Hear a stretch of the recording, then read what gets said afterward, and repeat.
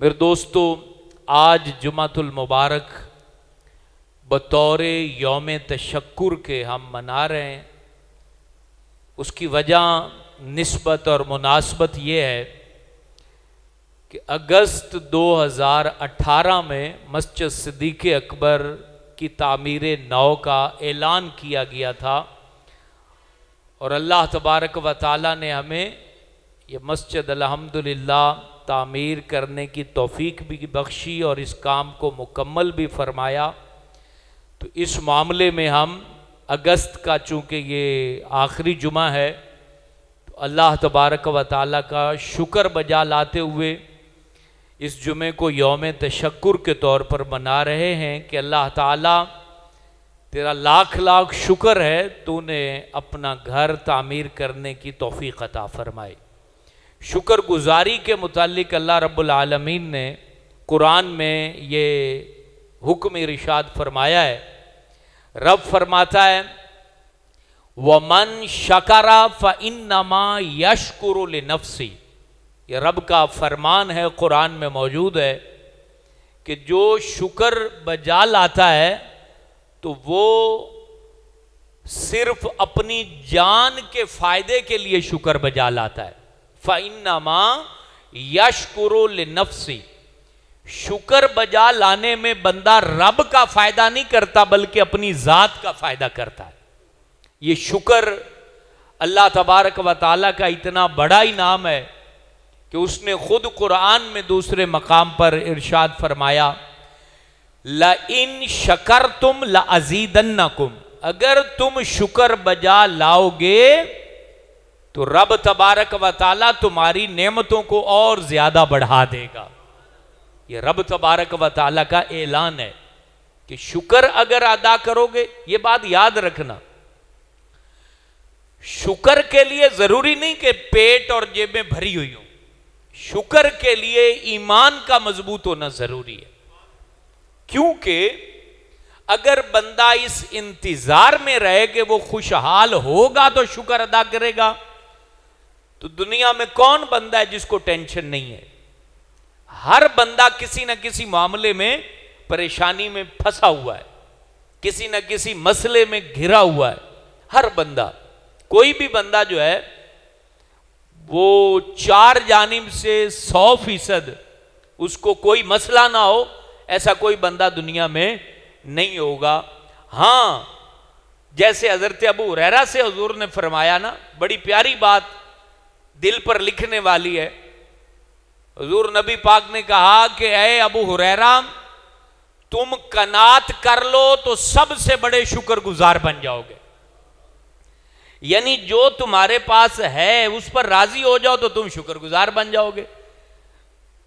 تو وہی بندہ خوش ہے جو جتنا رب نے دیا اس پہ راضی ہو جائے، اس پہ جب راضی ہو جائے۔ جو شکر گزار بندہ ہوتا ہے اس کی یہ خوبی ہے کہ وہ اللہ کی تقسیم پر راضی ہوتا ہے۔ مقصد اس کے پاس اگر چپل ہے تو وہ کسی کے بوٹ یا پشاوری چپل دیکھ کے ٹینشن کا شکار نہیں ہوتا، وہ اپنی چپل پر بھی راضی ہوتا ہے۔ اگر اچار کے ساتھ روٹی کھانے کا موقع ملا ہے تو وہ کسی کی بریانی کے اوپر للچاتا نہیں ہے، بلکہ وہ کہتا ہے ٹھیک ہے یا رب، جو تو نے دیا اس پر ہم تیری بارگاہ میں شکر ادا لاتے ہیں۔ تو شکر بجا لانے والا بندہ وہ چونکہ قناعت پسند ہوتا ہے، اور قناعت پسند رات کو بے چین نہیں ہوتا، بے فکر ہو کر اس کو نیند آتی ہے، کیونکہ وہ اندر سے رب کی تقدیر پر راضی ہو چکا ہوتا ہے۔ اور یہ بات تو یاد رکھنے والی ہے، ہمارے چاہنے سے کچھ نہیں ہوتا، جو کچھ ہوتا ہے رب کے چاہنے سے ہوتا ہے۔ رب جو چاہے گا ہونا وہی ہے۔ تو پھر فکر مندی، گھبراہٹ، ساری رات نیند نہ آنا، دوسروں کے لیے حسد کی آگ، اس کو جو ہے یہ جو فکر ہوتی ہے نا، بہت بڑی تعداد لوگوں کی ہے جو حسد کی آگ کو ہوا دیتے ہیں۔ اپنی فکر میں حسد کی جو من میں آگ ہوتی ہے کہ یار وہ بھی تو میری برادری کا بندہ ہے، میرے ساتھ سکول پڑھتا رہا ہے، اکٹھے ہم نے جو ہے نا وہ کچے گھروں میں زندگی گزاری ہے، یہ اوپر چلا کیوں گیا؟ اچھا، اس کیوں کا جواب ڈھونڈتے ڈھونڈتے صبح فجر ہو جاتی ہے، اس کو کیوں کا جواب نہیں ملتا، ملے کیسے؟ جو دیا ہے رب نے دیا ہے، اور اس سے پوچھے بھی غیر دیا ہے، اور وہ رب جب چاہتا ہے، جو چاہتا ہے، جس کو چاہتا ہے عطا فرما دیتا ہے۔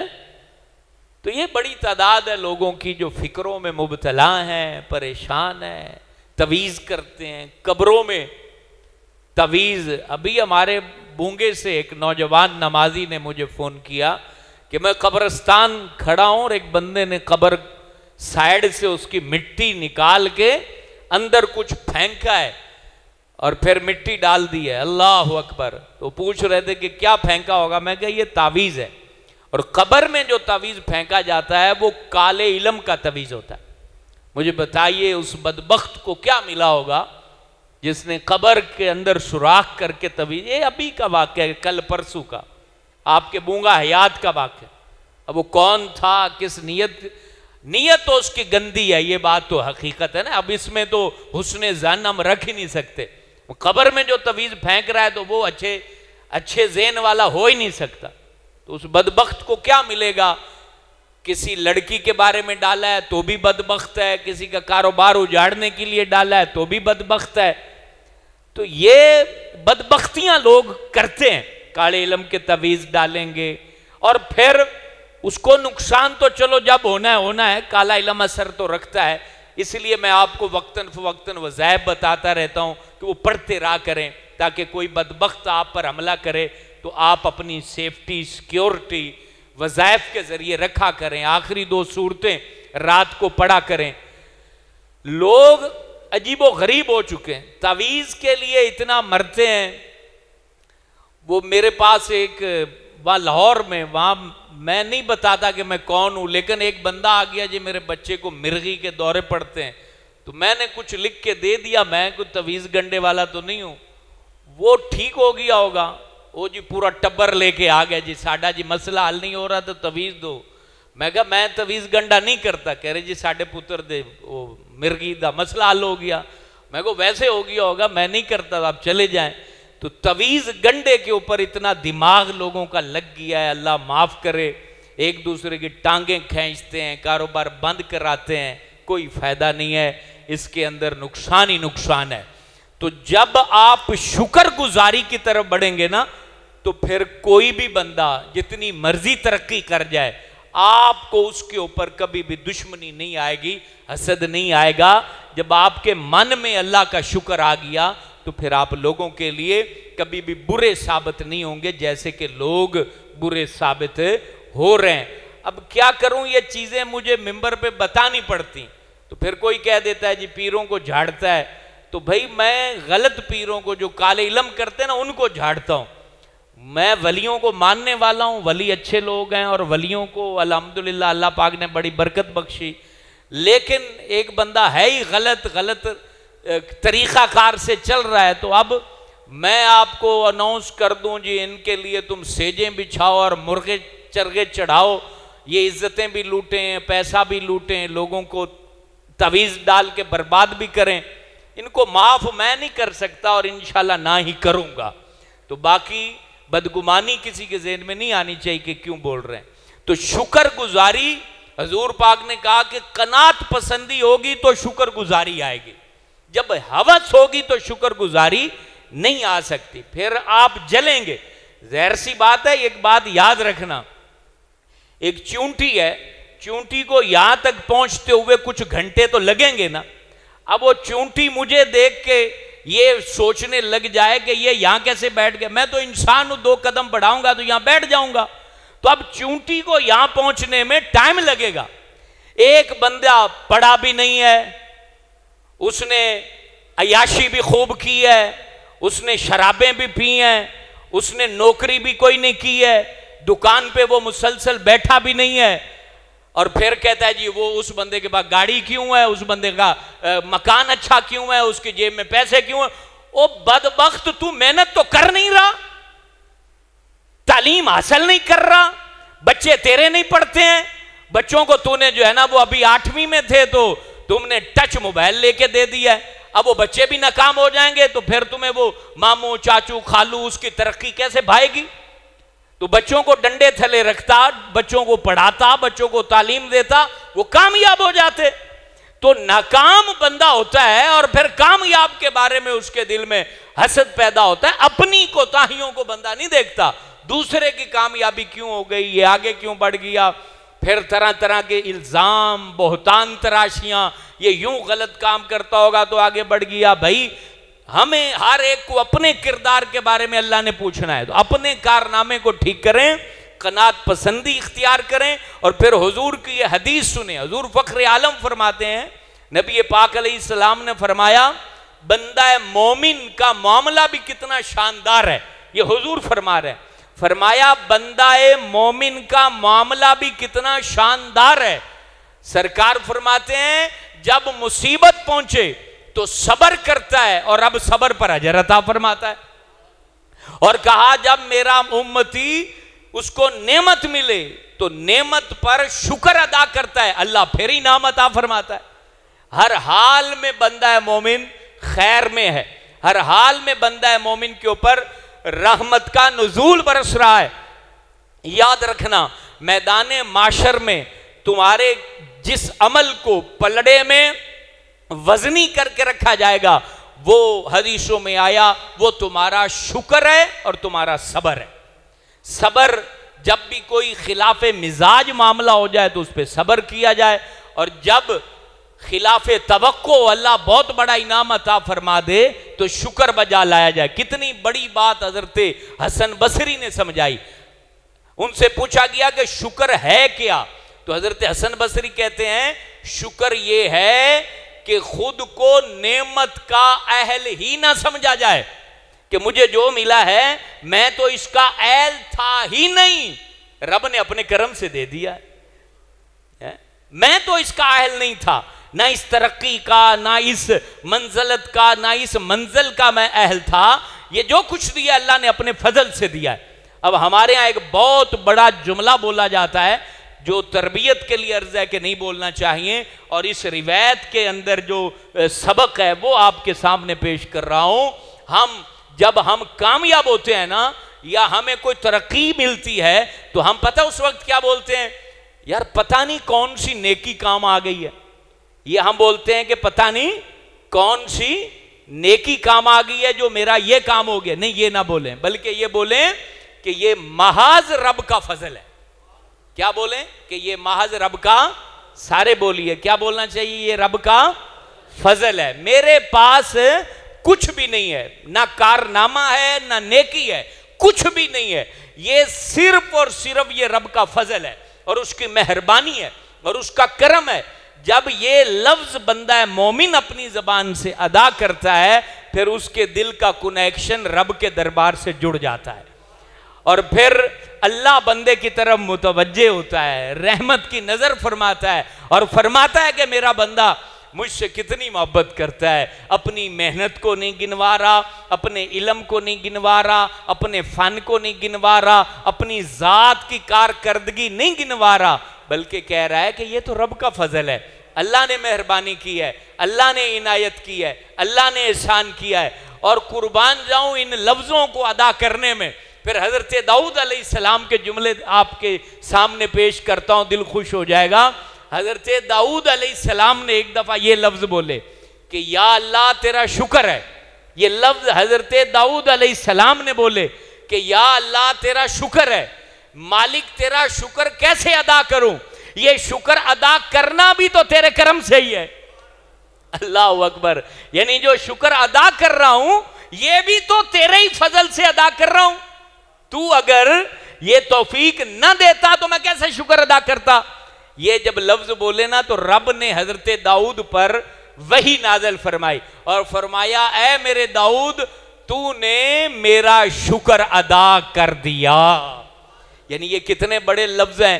واقعتاً میرے دوستو جب رب تعالیٰ احسان کرے اور بندہ کہے کہ تیرا شکر ہے تو یہ شکر ادا کرنا یہ بھی رب کی نعمت ہے کہ اللہ کی نعمت پر اللہ سے کہنا کہ یا اللہ تیرا کرم ہے، یہ زبان کو ملنے والی توفیق بھی رب کی طرف سے ہے، کیونکہ یہ الفاظ موجود ہے نا، وما توفیقی الا باللہ، میری کوئی توفیق نہیں مگر اللہ کی طرف سے، جو توفیق ہے وہ اللہ کی طرف سے ہے، جو مہربانیاں ہیں وہ اللہ کی طرف سے ہے۔ میرے دوستو، توجہ سے یہ لفظ اپنے دل پر سننا، ہر وہ شخص سنے جو غم میں مبتلا ہے، ہر وہ بندہ سنے جس کو پریشانیوں نے گھیرا ڈال رکھا ہے، ہر وہ انسان سنے جس کو قرض مرض نے پریشان کر رکھا ہے۔ یاد رکھنا، یہ قرض، یہ مرض، یہ مصیبت، یہ مشکل، یہ گھبراہٹیں، یہ تنگیاں، یہ تنگ دستیاں، یہ بے اولادیاں، یہ سب کچھ ختم ہو جائے گا۔ ایک وقت آتا ہے، حالات میں تبدیلی ضرور آتی ہے۔ یہ چلنے والی چکی کا پہیہ یہ گھوم رہا ہے، یہ اپنے سرکل میں گھومتا گھومتا آگے ضرور پہنچتا ہے، ایک جگہ ٹھہرا نہیں رہتا۔ غموں کی آندیاں چلتی ہیں اور سرکل کی تلے آگے نکل جاتی ہیں۔ اے بندہ خدا، وقت آئے گا، تیرے حالات بدلیں گے، رحمت کے دروازے کھلیں گے، کرم تیری طرف متوجہ ہوگا، کیونکہ اللہ رب العالمین کو وہ جو بندہ بھی پکارتا ہے، اللہ اس کی پکار کو سنتا ہے، اس کی گھبراہٹ کو دور کرتا ہے، اس کی تنگ دستی کو دور کرتا ہے۔ اے بندے، رب کی طرف متوجہ رہے، ہزار بار توجہ کر، کئی ہزار بار توجہ کر، بار بار توجہ کر، اور تیری گھبراہٹ پھر بھی ختم نہ ہو، تیری تنگی پھر بھی ختم نہ ہو، تو پھر اللہ کو کہے، یا رب تیرا شکر ہے، یہ تنگی تو نہیں دور ہو رہی، لیکن تو مجھے اپنا نام پکارنے کی تو توفیق عطا کر رہا ہے۔ اس بات پہ شکر ادا کر کہ تو نے مجھے صدا دینے کی توفیق دی ہے، اپنا نام جپنے کی توفیق دی ہے، اپنا نام لینے کی توفیق دی ہے، اپنے کرم کو پکارنے کی توفیق دی ہے، رحمت کا سوال کرنے کی توفیق دی ہے، اپنے در پر بلا لیا ہے۔ یا اللہ، یہ تیرا احسان ہے، یہ تیرا کرم ہے۔ میرے دوستو، حقیقت میں تو اللہ والوں کی یہی شان ہے کہ جب تنگیاں آئیں، حضرت امام زین العابدین سے پوچھا گیا صبر اور شکر کیا ہوتا ہے، آپ نے ارشاد فرمایا، اللہ اللہ، کربلا کے اس مظلوم نے ارشاد فرمایا، کربلا میں جن کی آنکھوں کے سامنے ان کے جو ہے نا والد گرامی قدر کی گردن کو تن سے جدا کیا گیا، جن کے سامنے ان کے چچاؤں کی گردنوں کو کاٹا گیا، جن کے سامنے ان کے جو ہے چھوٹے بھائی حضرت علی اصغر کی ننھی گردن میں تیر چلا، جن کے سامنے حضرت عباس علمدار کے دونوں بازو کٹے، جن کے سامنے حضرت علی اکبر شبیہ رسول کو جو ہے ان کے لاشے کو خون میں لت پت کیا گیا، جن کے سامنے یہ سارے نظارے تھے، جن کے سامنے خیموں کو لوٹا گیا، جن کے سامنے قیدی ان کو بنایا گیا، ان کو دربار یزید میں پہنچایا گیا، ان سے پوچھا گیا حضور بتائیے صبر کیا ہے، بتائیے شکر کیا ہے، تو آپ ارشاد فرماتے ہیں مصیبت کے اوپر چپ ہو جانا صبر ہے، اور خوشی کے موقع پر اللہ کا شکر ادا کرنا شکر ہے۔ لیکن ہمارا شکر یہ ہے کہ جیسے لوگ خوشی مناتے ہیں اپنے نعمتوں پر، ہم اس طرح خوش ہوتے ہیں رب کی دی ہوئی مصیبتوں کے اوپر۔ آپ فرماتے ہیں ہمارا شکر عجیب ہے، ہم تو رب کی طرف سے آنے والی آزمائشوں پر شکر ادا کرتے ہیں۔ اور واقعی جس کا منصب جتنا بڑا ہو، جس کا مقام جتنا بڑا ہو، معرفت ربانی جس کو مل چکی ہو، کیونکہ نبی پاک نے فرمایا اس شکر کو سمجھانے کے لیے کہ یہ کیسے مصیبتوں پر شکر ادا کرتے ہیں، حضور فخر عالم نے فرمایا، اور آپ سب اور میں بھی غور کروں، کبھی مصیبت آ جاتی ہے، تنگی آ جاتی ہے، گھبراہٹ آ جاتی ہے، تو بعض دفعہ پتہ کیا ہوتا ہے، یہ ایک بہت بڑا مسئلہ حل کرنے جا رہا ہوں، ایک برادری میں بندہ اس کا کاروبار اجڑ جائے نا، تو باقی برادریوں والے یوں طبلہ بجا کے کہتے ہیں ہاں اجڑ گیا، برباد ہو گیا، عمل نے اس کو غارت کر دیا، رب نے اس کو دھدکار دیا، اور دوسری جانب ایک بندہ جو ہے نا اوپر اٹھتا چلا جائے، وہ جیسے مرضی اٹھتا چلا جا رہا ہے، رب کی جھولیوں میں چلا گیا، سب کچھ مل گیا۔ یاد رکھیں مصیبتیں بعض دفعہ آتی ہیں، ہر بندے پر آتی ہیں، بلکہ نبی پاک نے ارشاد فرمایا سب سے زیادہ مشکلات انبیاء پر آئی ہیں۔ یہ نبی پاک نے ارشاد فرمایا سب سے زیادہ مشکلات نبیوں پر آئی ہیں، اور حضور فرماتے ہیں اس کے بعد جو اللہ کے جتنا قریب ہوتا ہے، جتنا قریب ہوتا ہے اس کو آزمایا جاتا ہے، مصیبت آتی ہے، مشکل آتی ہے۔ تو یہی بات ہے، کیونکہ جو اللہ کے قریب ہوتا ہے تو پھر اس کے من میں یہی بات ہوتی ہے کہ پھر میں اجڑ جاؤں، برباد ہو جاؤں، کٹ جاؤں، جو کچھ بھی ہو جائے، میرا مالک تو مجھے تک رہا ہے، میرا اللہ تو مجھے دیکھ رہا ہے۔ تو یہ اہل بیت اطہار کے شہزادے یہ اللہ کی جانب سے آنے والی آزمائشوں پر خوش اس وجہ سے تھے کہ وہ جانتے تھے رب دیکھ رہا ہے، وہ مانتے تھے کہ اللہ دیکھ رہا ہے۔ جے سونا میرے دکھ وچ راضی تے سکھ نو میں چلے پاواں، پھر ان کی فکر تھی کہ اب کٹنا جو ہے یہ ہمارے لیے خوشی کا باعث اس لیے ہے کہ ہمیں ہمارا مالک دیکھ رہا ہے، ہمارا اللہ دیکھ رہا ہے، ہمارے اللہ تبارک و تعالی ہمیں ملاحظہ کر رہا ہے۔ میرے دوستو، ہر حال میں رب کے شاکر بن جاؤ، شکر گزار بن جاؤ۔ اللہ اللہ قرآن مجید فرقان حمید میں اللہ رب العالمین نے حضرت نوح کی یہ خوبی بیان فرمائی کہ انہو کان شاکرا، کہ میرا نوح بڑا شکر گزار ہے۔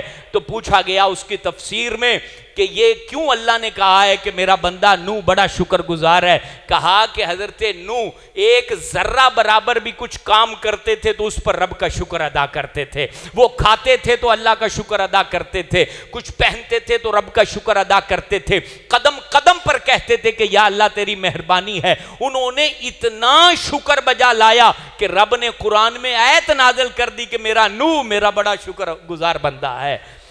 اللہ اکبر۔ میرے دوستو، ہمارے پیارے آقا و مولا کے بارے میں ہماری امی جان ام المومنین عائشہ صدیقہ طیبہ طاہرہ فرماتی ہیں رات کا پہر تھا، میں نے دیکھا کہ حضور تاجدار کائنات کھڑے ہیں، نماز پڑھ رہے ہیں، اور قیام کو اتنا طویل کر دیا ہے کہ آپ کے پیروں کے جو اوپر کا حصہ ہے اس پہ ورم آ چکا ہے، سوج چکے ہیں کھڑے کھڑے رہ کر۔ جب نماز آپ نے ادا کر لی اس کے بعد حضرت عائشہ صدیقہ عرض کرتی ہے اے تاجدار کائنات، رب کے پیارے حبیب و محبوب، مجھے بتائیے آپ اتنی مشقت میں عبادت کیوں کرتے ہیں، حالانکہ رب آپ سے راضی ہے، آپ کے صدقے گناہگاروں کو بخشے گا، آپ کے صدقے پکے جہنمیوں کو نکال کے جنت میں ڈالے گا، تو آپ اس قدر عبادت کیوں کرتے ہیں؟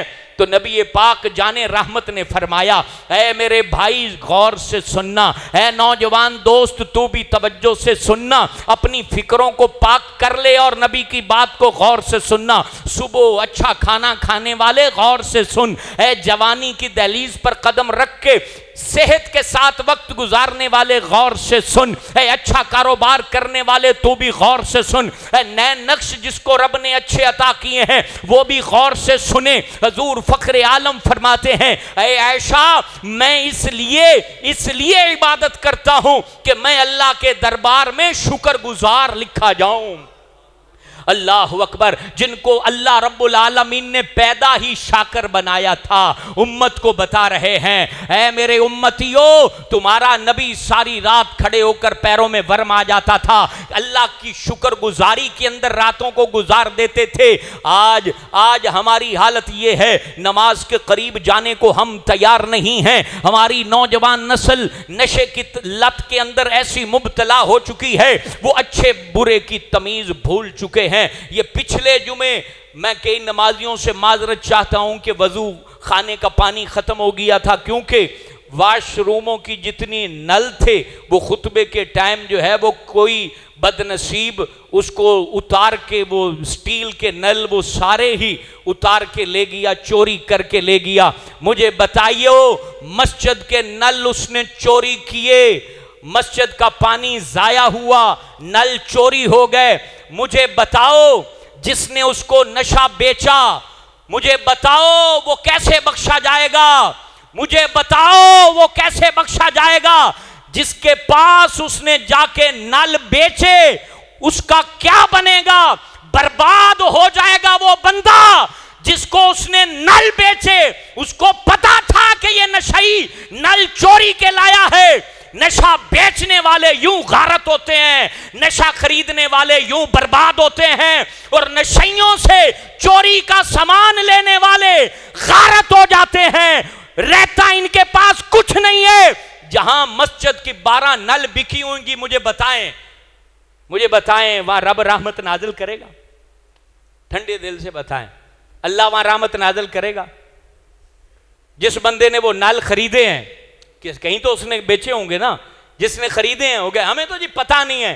اندھے ہو کیا؟ سامنے بندہ نظر نہیں آ رہا کہ یہ کاروباری ہے جو تمہیں 12 نل لا کے دے رہا ہے؟ اندھا ہے وہ بندہ, مر گیا اس کا ایمان کہ جو 1000 روپے کا نل جو ہے وہ 200 میں 100 میں 50 میں لے رہا ہے, وہ اندھا نہیں ہے, مچلا ہے. جب درد اٹھے گی نا اندر پھر پتا چلے گا, پھر اس کو پتا چلے گا کہ میں نے چوری کا مال کیسے خریدا تھا. اجڑ جائے گا وہ. توبہ کر لے, اللہ معاف کرنے پر قادر ہے. 100 قتل کرنے والے قاتل کو بھی معاف کر دیتا ہے. لیکن منبر پہ کہہ رہا ہوں یہ دھندے کرنے والے توبہ کر لیں. نشیوں کو اللہ ہدایت دے, کیونکہ وہ تو بیان ہی نہیں سنتے ہیں. لیکن ان نشیوں سے چوری کا مال لینے والے, اگر آپ اس کو جانتے ہیں تو میرا پیغام آج جمعے میں اس کو جا کے بتا دو. وہ کوئی بھی بندہ ہے, اللہ کرے کہ اس تک یہ پیغام پہنچے. نشیوں سے چوری کا مال لینے والے, اجڑ جاؤ گے تم. توبہ کر لو. اور پتہ نہیں کہاں سے وہ چوری کر کے تمہیں مال دے دیتے ہیں. اور یہاں اڈے پہ جتنا نشے کا دھندا کرنے والے ہیں, حیا کر جو, اور ان تک یہ میری صدا بلند پہنچے کہ تم رک جاؤ اس کام سے, اور قریب ہمیں مت نظر آؤ, نہیں تو میں ایسی بد دعائیں تمہیں دوں گا. ابھی میں نے بد دعا نہیں دی ہے, ایسی بد دعائیں دوں گا کہ اجڑ جاؤ گے. رک جاؤ, کیونکہ اتنا بڑا نقصان 12 نل مسجد سے چوری کر کے بندہ لے جائے. نمازی وہاں کھڑے رہیں کہ ان کو وضو کا پانی نہ میسر آئے. مجھے بتائیں میں گونگا شیطان بن جاؤں اور میں نہ بولوں اس ظلم کے خلاف؟ یہ کیسے ہو سکتا ہے؟ یہ بولا جائے گا. رک جائیں وہ لوگ جو یہ دھندا کرتے ہیں. اللہ تمہیں ہدایت دے, اور اللہ تمہارے ماں باپ کی دعاؤں کو تمہارے حق قبول کرے, کہ جو روزانہ رو کے کہتے ہیں کہ یا رب ہمارے بچوں کو صحیح کر دے, ہمارے بچوں کو اچھا کر دے. اللہ ان ماں باپ کی دعاؤں کو قبول کرے. تو میرے دوستو یہ چیزیں ہیں. اللہ اکبر. ہمارا پیارا نبی ہمیں سمجھا گئے, ہمیں سکھا گئے, ان کے اہل اپنی جانوں کے نذرانے دے کر ہمیں سمجھا گئے کہ رب کے شکر گزار بندے بن کے رہنا, رب کے شاکر بندے بن کے رہنا, اللہ کے حضور نافرمانی مت کرنا, اپنی ذات کو ٹھیک رکھنا. کیونکہ ایک بات یاد رکھنا, یہ میں بھی یاد رکھوں, کوئی علم میں کمال پا جائے, عمل میں کمال پا جائے, دولت میں کمال پا جائے, فن میں کمال پا جائے, مہارت پا جائے, ہنر میں, تو وہ یاد رکھے میری اور تیری زندگی میرے اور تیرے ہاتھ میں نہیں ہے, اللہ کے ہاتھ میں ہے. یہ بخاری شریف کی ہے, یہ مشکات شریف میں حدیث لکھی ہے. بندوں کے دل کا مطلب زندگی ہے, رب کے دستے قدرت میں ہے. پلٹ کے ادھر کر دے, پلٹ کے ادھر کر دے, یہ اللہ کے ہاتھ میں ہے. یہ عروج کو یوں عروج ہوتا ہے اور یوں گرا دے, پتہ تھوڑی چلتا ہے, اور زوال کو یوں اٹھا دے, کوئی پتہ نہیں چلتا. ہر بندے کی زندگی رب العالمین کے دست قدرت میں ہے. جب ہماری سانسوں کی مالا اللہ کے قبضے میں, ہمارا اختیار اللہ کے قبضے میں, ہمارا روب اللہ کے قبضے میں, ہماری ذات اللہ کے قبضے میں, ہمارا دل اللہ کے قبضے میں, ہماری رگ رگ اللہ کے قبضے میں, ہمارا روح روح اللہ کے قبضے میں, ہمارے خون کے روانی اللہ کے قبضے میں, ہمارے دلوں کی دھڑکن اللہ کے قبضے میں, ہماری ذات اللہ کے قبضے میں, ہمارا خاندان اللہ کے قبضے میں, بلکہ ہم کیا سورج کا اتنا بڑا نظام اللہ کے قبضے میں, زمین کا بچھونا اللہ کے قبضے میں, دریاؤں کی وسعتیں اللہ کے قبضے میں, سمندر کا جگر اللہ کے قبضے میں. جب چاہے جس کو چاہے الٹ سے پلٹ کر دے, اور کسی کو چاہے پلٹ سے الٹ کر دے, اللہ کے قبضے میں ہے. تو بندے صبح شام اللہ کو کہے یا اللہ تیرا شکر ہے. جب تو یہ کہے گا نا تو پھر اللہ تجھ سے راضی ہوگا. اور اللہ تو کہہ رہا ہے لَإِن شَكَرْتُمْ لَأَزِيدَنَّكُمْ, تم شکر بجا لاؤ اللہ تمہیں بڑھا دے گا, تمہیں اور عطا کرے گا. امام اعظم ابو حنیفہ سے پوچھا گیا حضور آپ اتنے بڑے عالم کیسے بنے؟ بہت بڑے عالم کہ جن کی فقہ پر آج دنیا میں آنے والے جتنے نئے مسائل آتے ہیں, جدید مسائل جن کا ذکر احادیث میں نہیں ہوتا, یہ امام اعظم ابو حنیفہ کی تحقیق، ریسرچ دو حدیث اور قرآن میں موجود ہے، یہ اس کی بدولت آج نئے مسئلوں کے احکام نکلتے ہیں، ورنہ ہم تو ہاتھ باندھ کے بیٹھے رہتے کہ کرنا کیا ہے، کہ اس چیز کا تو بیان حدیث میں نظر نہیں آ رہا، تو وہ حدیثوں پر کی گئی ریسرچ آج ہمارے کام آتی، جو نئے دور کے نئے مسائل سے ہم آہنگ ہم ہو جاتے ہیں۔ ان سے پوچھا گیا کہ اتنا علم آپ کے پاس کیسے آیا؟ تو وہ فرماتے ہیں مجھے جب ایک بات کا علم چلتا ہے تو میں اس پر اللہ کا شکر ادا کرتا ہوں کہ یا اللہ تیرا شکر ہے، تو پھر اللہ مجھے دو باتیں اور سکھا دیتا ہے، میرے دل اور دماغ کے دریچے کھول دیتا ہے، مجھے اور پتہ چل جاتا ہے۔ آپ مثال کے طور پر آپ نے شام کو جب دکان بند کی ہے، آپ نے نوٹ گنے ہیں، 500 1000 آپ کو نفع ہوا ہے، تو فوراً کہیں یا اللہ تیرا شکر ہے، میں تو اس قابل نہیں تھا، تو نے مجھے یہ عطا کر دیا۔ آپ کا بچہ 8ویں جماعت پاس کر گیا، شکر ادا کریں، 9ویں کر گیا، شکر ادا کریں، اس کو کوئی ہنر آ گیا ہے تو رب کا شکر ادا کریں، اس کی عادت بنائیں، اور پھر کوشش یہ کریں کہ آپ گھر میں اپنے بچوں، بیوی، بہن، بھائیوں کو بھی کہیں کہ اللہ کا شکر ادا کرو۔ مثال کے طور پر آپ کو نیا پھل گھر میں لے گئے ہیں، تو اب آپ جب دسترخوان پہ رکھیں گے تو اپنے بچوں کو کہیں کہ ایک دفعہ کہیں یا اللہ تیرا شکر ہے۔ اگر آپ نیا لباس خرید کے لائے ہیں تو عربی کہنا ضروری نہیں ہے، آپ کا شکر کا مطلب ہے اللہ کے سامنے دل جھکے اور دل مانے کہ اللہ نے مجھے دیا ہے۔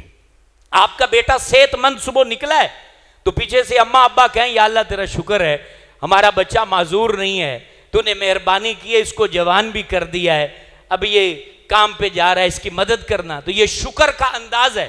جب یہ آپ انداز اختیار کریں گے تو پھر آپ اپنے دنوں میں ترقی پائیں گے۔ یہ چیز ہے جو ہم نے سمجھنی ہے۔ رب سے تعلق یوں مضبوط ہوگا جب ہم صبح شام کہیں گے، ہم کھانے پر، اللہ فرماتا ہے قرآن میں جب تم میری حلال چیزیں کھاؤ تو کھانے کے بعد میرا شکر ادا کرو، اور پھر اس نے جو شروع میں لفظ میں نے تلاوت کیے اس کو دوبارہ سنے، اللہ پھر یہ کیا کہہ رہا ہے کہ ومن شکرا فانما یشکر لنفسی، جو میرا شکر ادا کر رہا ہے تو وہ اپنی ذات کے لیے شکر ادا کر رہا ہے، میرے لیے نہیں، کیونکہ اللہ الصمد، اللہ تو بے نیاز ہے، کوئی بھی اس کو نہ مانے تو اس کی بادشاہت کو نقصان پہنچنے والا نہیں ہے، اس کو کوئی بھی بندہ نقصان نہیں پہنچا سکتا۔ تو شکر جو ہم بجا لاتے ہیں تو وہ ہم اپنی ذات کے لیے اللہ کا شکر، کیونکہ ہمیں رب کی ضرورت ہے، بیمار ہوتے ہیں تو ہمیں اللہ کی ضرورت ہے نا، فَإِذَا مَرِضْتُ فَهُوَ يَشْفِينِ، بیمار ہوتے ہیں تو شفا وہی دیتا ہے، تنگی آتی ہے تو کشادگی اسی نے عطا کرنی، تو اللہ کا شکر ادا کرنے کی عادت بنائیے۔ اور بعض دفعہ تنگ دستی کی وجہ سے بندہ شکر گزاری کی طرف نہیں بڑھتا، تو ایک وظیفہ بھی، ٹائم چونکہ ختم ہو چکا ہے تو ایک وظیفہ بھی سماعت کر لیجئے، بہت پیارا وظیفہ ہے تنگ دستی دور کرنے کے لیے، یہ نبی پاک کی حدیث میں موجود ہے۔ ایک صحابی نے عرض کیا تھا کہ یا رسول اللہ تنگی نہیں جاتی ہے، تو نبی پاک نے کہا یہ کلمات کہہ کر اللہ تیری تنگی دور کر دے گا۔ وہ کلمات یہ ہیں سبحان اللہ و بحمدہ، پڑھیے سبحان اللہ و بحمدہ سبحان اللہ العظیم و بحمدہ، یہ اگلے نئے الفاظ ہیں، پہلے ہیں سبحان اللہ و بحمدہ، اس کے بعد کہنا ہے سبحان اللہ العظیم و بحمدہ، یہ دو جملے ہو گئے، اور آخر میں ہے استغفر اللہ، یہ 3 جملے ہیں، سبحان اللہ و بحمدہ، سبحان اللہ العظیم و بحمدہ، استغفر اللہ۔ یہ جب صبح فجر کا وقت ہوتا ہے، اذان جب ہوتی ہے تو آپ مسجد میں آ کے 100 دفعہ اس کو پڑھنا ہے، یعنی سنتیں ادا کر لیں، پھر اپنے جماعت کے انتظار میں یہ 100 دفعہ ایک تسبیح پڑھنی۔ وہ صحابی کچھ دنوں کے بعد آئے تو حضور فخر عالم نے پوچھا کہ کیسے حالات ہیں؟ عرض کرتا ہے رب نے اتنا رزق دے دیا ہے کہ سنبھالا نہیں جا رہا کہ ادھر رکھوں کہ ادھر رکھوں۔ یہ وظیفہ حضور پاک نے دیا ہے، اس کو کیا کیجئے، یا آپ پھر شارٹ کٹ تویتوں کے پیچھے جانا ہے؟ تو یہ حضور نے وظیفہ دیا ہے، اور نبی کے وظائف کیا کرو جو نبی پاک نے دیے ہیں۔ اللہ پاک عمل کی توفیق بخشے۔ الحمدللہ تعالی